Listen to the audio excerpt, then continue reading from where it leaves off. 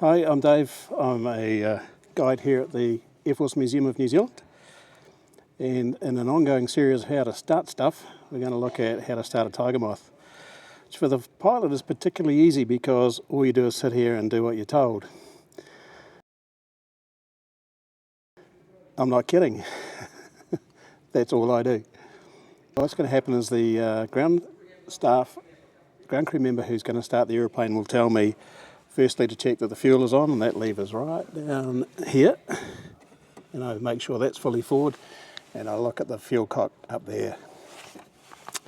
He's going to tell me that the throttle needs to be closed, so I do that, and then he'll prime the manifold, turn the propeller over a few times to suck the fuel in, and then when he thinks it's ready to go, he'll tell me to close the throttle, then set the throttle a little bit open so the engine catches, and then he'll call contact. When he calls contact, I'll turn the magnetos on, which are these two here. He'll turn the other two switches on up there, and then start swinging the propeller until it starts. That's it.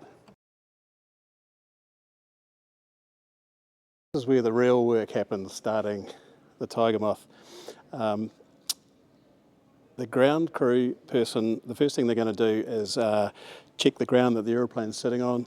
Normally it's grass, but we want dry grass, not too muddy. We need chocks under the wheels, and we need a fire extinguisher, and we need a pilot. So when the pilot turns up and is ready to start, I'm going to tell him to turn the fuel on or confirm that the fuel is on, and when he does that, I'm going to look at the fuel cock and make sure that that's happened. The reason for that is there's enough fuel in that line down to the engine to start the engine, short taxi, and get airborne before the aeroplane stops, or the motor stops. I'm then going to tell him to ensure his ignition switches are off, and I'm going to check these ones are off as well before we go anywhere near the propeller. I'm going to ask for the pilot to confirm that the throttle is closed, and then tell him that I'm about to prime the engine, and that happens over here.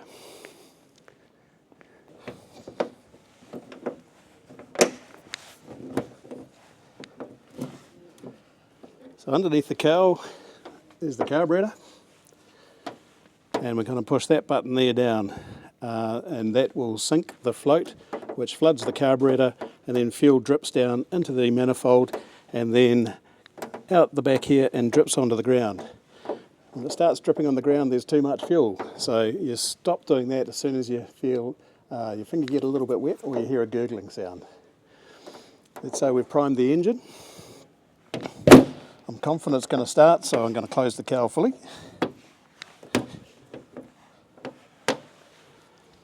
Back around this side. I'm going to tell the pilot I'm ready to suck in. I'm going to confirm the throttle's closed again and the ignition is still off. And then we take the propeller and give it 4 good swings. I'm not going to swing it here because we don't have chocks in. So let's imagine I've swung that, sucked fuel from that manifold into the cylinders, and it's ready to go. Now comes the personal part of it. Most swingers will then turn the propeller 8 times backwards with the throttle wide open. That's called blowing out. Some don't. Once that's been done, the engine's ready to start.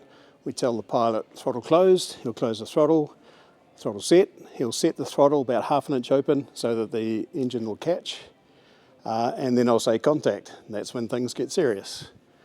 First thing I do is look at the elevator to make sure that he's holding the stick right back so that the aeroplane doesn't rear up. And then when the pilot calls contact, he'll turn his ignition on. I'll turn my ignition on. And then one good swing of the propeller and the engine starts first pop every time.